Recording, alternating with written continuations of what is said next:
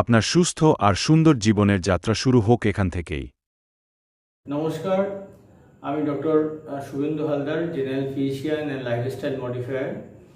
আজ আমি আপনাদের বলবো যে এই গরমকালে বা গরমের সময় আপনারা কিভাবে নিজেদেরকে, যারা ডায়াবেটিস রোগী যারা রয়েছেন, যাদের ডায়াবেটিস রয়েছে, তারা কিভাবে সুস্থ থাকবেন, বা এই সময় যে ফল বা মিষ্টি ফল যেগুলো পাওয়া যায়, আম, জাম, কাঁঠাল, লিচু, এগুলো কিভাবে খাবেন, কি আদৌ খাবেন না, সেটা নিয়ে। তো প্রথমেই বলি যে গরমের সময় যে এই যে মুখরোচক ফল যেগুলো পাওয়া যাচ্ছে, আম, জাম, লিচু, কাঁঠাল, এগুলো কি আপনারা একদিন খাবেন না? অবশ্যই খাবেন, কিন্তু কি মেইনলি বলবো পরিমিত পরিমাণে। কারণ কি, যেহেতু আপনাদের একটা ডায়াবেটিক ব্যাকগ্রাউন্ড রয়েছে, তো যখন তখন আপনাদের কিন্তু কোনো মিষ্টি জিনিস খেলেই আপনাদের সুগার স্পাইক করতে পারে, মানে হট করে শরীরের মধ্যে সুগারটা বেড়ে যেতে পারে। তো সেই জন্য কি আপনাকে একটু বুঝে শুনে খেতে হবে, একটু নিয়ম বা নিয়ম কানুন মেনে খেতে হবে। তো কিভাবে খাবেন? প্রথমে বলবো যে এই আম, জাম, লিচু, কাঁঠাল একদম বন্ধ করার দরকার নেই। এটাকে একটা পরিমাণ বেঁধে খেতে হবে। কিভাবে খেতে পারেন?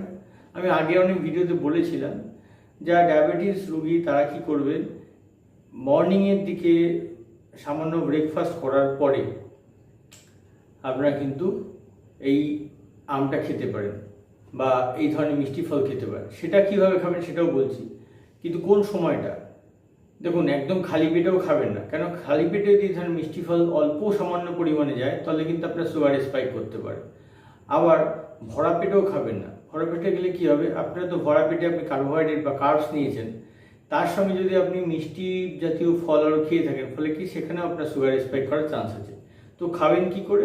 সকালবেলায় সামান্য ব্রেকফাস্ট করার পরে আপনারা কিন্তু এই ধরনের মিষ্টি ফল বা যে কোনো ফল খেতে পারেন। কিভাবে? বা ব্রেকফাস্টের সাথেও খেতে পারেন। ব্রেকফাস্টের মধ্যে কি থাকবে সেটা আমি পরে বলছি। কিভাবে খাবেন ফলটাকে? ফলের একটা প্লেট সারাবেন, ছোট একটা সার্ভিং প্লেট নেবেন। তাতে কীভাবে সারাবেন, আপনি আম নিলেন, সেই আমের মধ্যে ধরুন 3টি ছোটো পিস বা 4টি ছোটো পিস নিলেন। লিচু ধরুন একটা নিলেন, এবং যদি ইচ্ছা করে জাম 2টো নিলেন। এরকম করে আপনি সাজিয়ে, কোনো দিন হয়তো আম, লিচু নিলেন, পরদিনকার কাঁঠাল আর জাম, কাঁঠালে একটা কোয়া নিলেন, জাম 2টো নিলেন, বা লিচু একটা নিলেন, জামের বা 2টো লিচু নিলেন, তার সঙ্গে একটা কাঁঠালের কোয়া নিলেন। এইভাবে খেতে পারে। তার সঙ্গে আদার কিছু ফল থাকবে, বাকি যে ফলগুলো থাকবে তার মধ্যে পেয়ারা থাকবে, শসা থাকবে, পেঁপে থাকবে, বেদানা থাকতে পারে। তো এই ধরনের, বা কমলা লেবু থাকতে পারে, মৌসুমি লেবু অনেক সময় পাওয়া যায়, মৌসুমি লেবু থাকতে পারে, ব্যানানা থাকতে পারে। তো এইগুলোকে মিলিয়ে একটা সার্ভিং ডিশ করে দিয়ে সেটাকে আপনারা কিন্তু খেতে পারেন। খেলে এই ধরনের সমস্যা থেকে আপনারা মুক্তি পাবেন। এবার আপনি বলি কিভাবে খাবেন। আপনি সকালে যে ব্রেকফাস্টটা করলেন, ব্রেকফাস্টের মধ্যে আপনি ধরুন একটা রুটি রাখলেন বা একটা স্যান্ডউইচ রাখলেন, তার সঙ্গে কি রাখলেন, কিছু রুটির সঙ্গে সবজি বা কোনো একটা ভাজি খেলেন, বা ওটস খেলেন। ওটসের সঙ্গে আপনি ধরুন দই খেলেন বা দুধ দিয়ে খেলেন। তো তার সঙ্গে একটা ফল আপনি মিশিয়ে দিলেন, সেটাও খেতে পারেন। অথবা আপনার ধরুন কোনো স্মুদি খেলেন, স্মুদিটাও খেলেও কিন্তু মিষ্টি ফল দিয়ে করা যেতে পারে, এবং তাতেও কিন্তু আপনার খাওয়া কিন্তু হয়ে যেতে পারে। স্মুদি মিষ্টি ফল দিয়ে কীভাবে খাবেন? প্রথমে ধরুন আপনি সারা রাত একটা ওটসকে ভিজিয়ে রাখলেন, সেই ওটস রাত্রিবেলায় ভেজানো হয়ে গেল, সেটাকে জল থেকে সেকে তুলে নিয়ে সেটাকে কি করলেন, তার মধ্যে সামান্য টক দই দিয়ে দিলেন, একটু আপনি দুধ দিয়ে দিলেন, যদি আপনার দুধ ব্যবহার করে থাকেন দুধ দিতে পারেন, নাহলে আপনি জল দিতে পারেন। তার সঙ্গে কি দেবেন, আপনি ধরুন আমের 2টো কুচি দিয়ে দিলেন, আমের 2টো কি 3টে কুচি দিলেন, তার সঙ্গে একটা জাম দিয়ে দিলেন, বা একটা লিচু 2টো দিয়ে, মানে ছাড়িয়ে, ভেতরের বীজটা ছাড়িয়ে 2টো লিচু দিয়ে দিলেন। দিয়ে সেটাকে আপনি ভালো করে স্মুদিটাকে আপনি গ্রাইন্ডারে গ্রাইন্ড করে সেটাকে আপনি খেলেন। সেটা খেলেও কিন্তু আপনার ফলের যে খাওয়ার যে ইচ্ছাটা বা বাসনাটা, সেটা কিন্তু পূরণ হয়ে যাবে। তার সঙ্গে সঙ্গে কিন্তু আপনার সুগার স্পাইক সেভাবে হবে না। আর এটা গেল মর্নিংয়ে ব্রেকফাস্টের সঙ্গে। এছাড়া আপনি যখন দুপুরবেলা যখন লাঞ্চ করছেন, লাঞ্চের সঙ্গে সঙ্গে কী করবেন, লাঞ্চের মধ্যে আপনি সামান্য ভাত রাখতে পারেন, তার সঙ্গে সবজি বেশি পরিমাণে, তার মধ্যে চিকেন রাখতে পারেন, ডিম, মাছ, এগুলো রাখতে পারেন। তার সঙ্গে সামান্য টক দই রাখতে পারেন, এবং স্যালাড রাখতে পারেন।